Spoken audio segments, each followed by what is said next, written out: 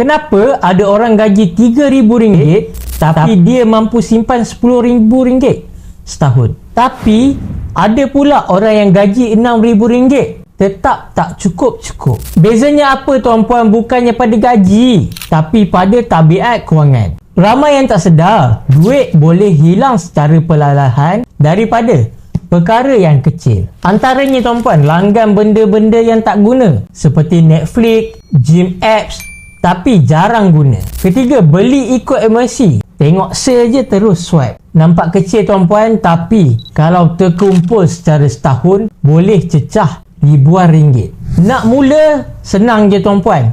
Tukar tabiat kecil ini. Yang mana tuan-puan, tunggu 24 jam sebelum beli sesuatu. Kalau masih nak tuan-puan, baru anda beli. Kedua, auto transfer ke akaun simpanan tuan-puan setiap kali dapat gaji. Ketiga tuan-puan, gunalah cash stuffing. Yang mana tuan-puan, asingkan duit siap-siap ikut kategori tuan-puan. Benda kecil ni kalau kita buat secara konsisten, RM10,000 dalam setahun bukanlah apa yang mustahil tuan-puan. So, sekarang apa satu tabiat yang anda boleh ubah hari ini? Komen di bawah tuan-puan, saya nak tahu. Dan kalau anda nak lebih banyak tips keuangan dan emas, jangan lupa follow saya. Masa depan keuangan anda bermula daripada sekarang tuan-puan.